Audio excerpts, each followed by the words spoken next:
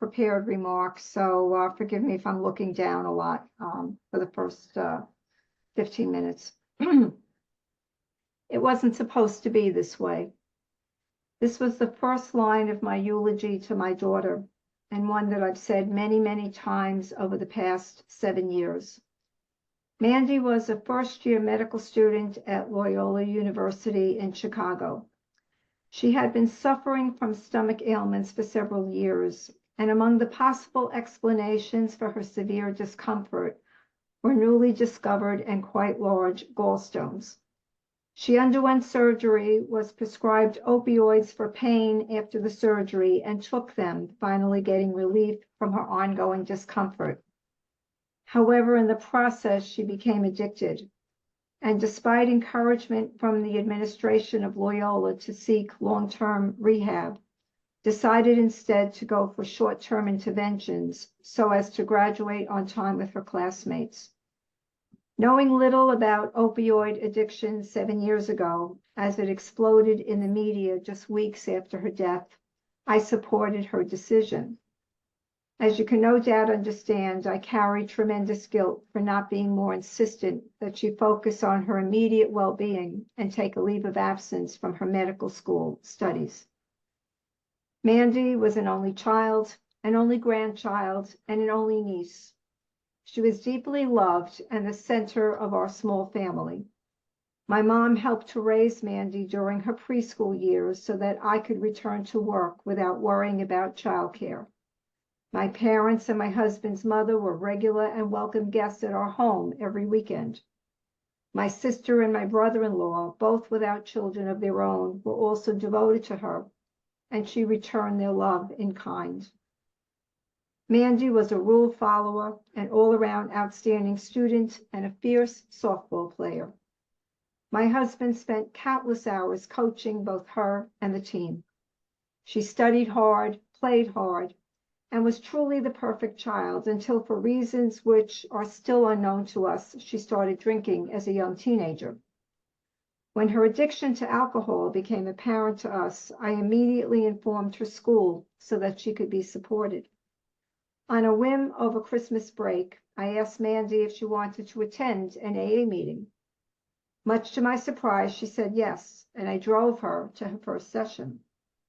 I vividly remember walking in with my 15-year-old daughter and leaving her in the hands of strangers who welcomed her, supported her, understood her, and helped her to find the strength to battle through. Like she did everything else, Mandy fully embraced the tenets of AA and moved forward, graduating with honors from both high school and college and remaining steadfastly sober throughout. Uncertain of a major as she entered Boston's Northeastern University, she became interested in political science and decided on a career path in law, planning to go into public interest law.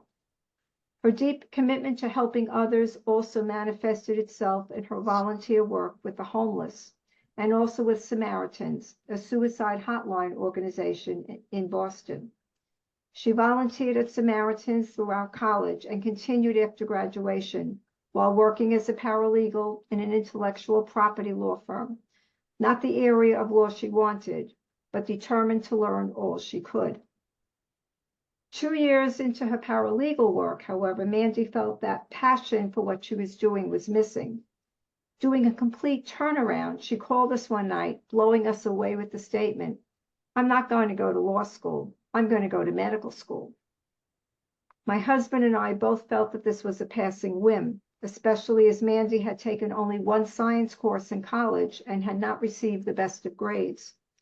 She now had to take a good number of high-level undergraduate science courses just to bolster her CV and take the MCAT.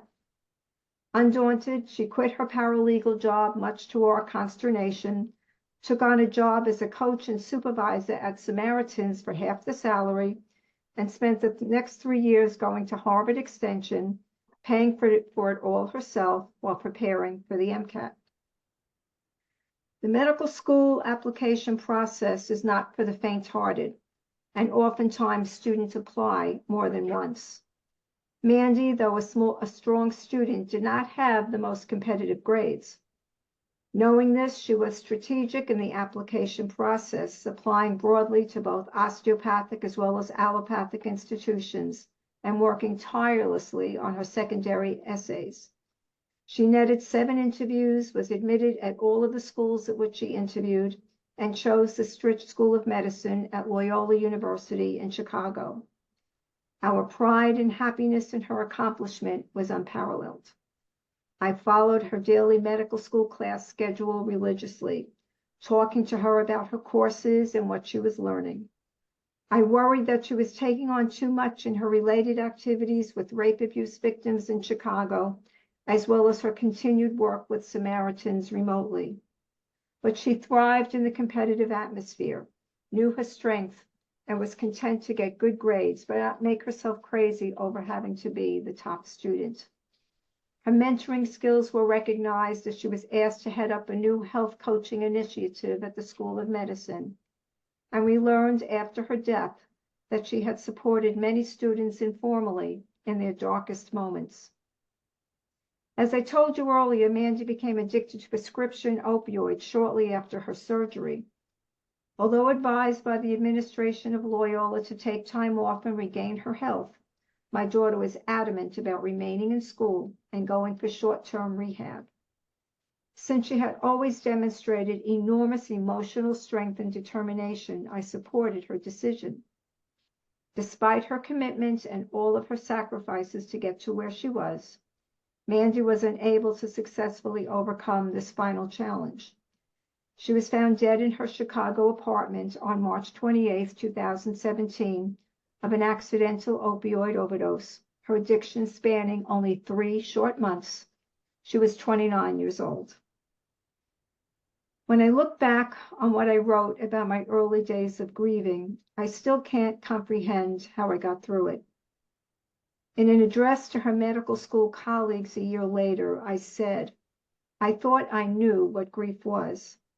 I had deeply mourned my beloved father when he had died several years before, and tried to be as present as possible for family and friends who had lost those close to them. But nothing prepared me for the death of my only child, coming just 9 weeks after losing my mom. For the first time in my life, I knew what it meant to collapse in grief, because I did. Every single day, I would fall to the ground or halfway up the stairs, the tears streaming from my face. I cried so hard and so often that I couldn't understand how I could possibly have any tears left. In a frenzied effort to make sense of what had happened both to Mandy and to us, I read scores and scores of books on losing a child, being resilient, finding joy, finding meaning, trying to grapple with the pain, to somehow believe that this was really true, to find answers where there simply were none. I turned to family, friends, and friends of friends, a therapist, a support group, and desperately tried to understand the goodness of God in all of this. Although, to be honest, the words, "Thy will be done," could not or would not flow off my lips in the same way that they had prior to March 28, 2017. Every day when I woke up, I told myself I will be strong today, and sometimes it worked for a few hours. Then, inevitably, the simplest things would cause me to fall apart. Overhearing a remark at the gym about a mom having dinner with her daughter, a mention of a grandchild, a graduation, an upcoming wedding, or a walk down the grocery aisle and seeing Mandy's favorite box of macaroni and cheese, or simply a clerk's routine remark of "have a nice day" at the conclusion of a transaction, and my knowing that I would never, ever for the rest of my life have a nice day. Nothing seemed to alleviate the 500-pound boulder that weighed on my heart, or the wrenching anguish and emptiness I felt. Those words, written 7 years ago, speak to unfathomable pain, and although the emptiness is still there, I'm happy to report that I am still standing. When I lost my only child, I lost my future. 8 months ago, I lost my husband after a lengthy illness, and I lost my present. My parents are gone, I have no nieces or nephews, and my one sibling is my sister, to whom I am emotionally close, but who has limited mobility.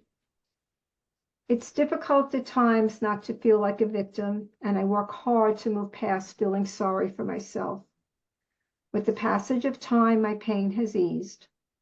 I no longer fall on the floor, bang the steering wheel of my car when driving, and feel that my insides are being sucked out through the dark window of despair.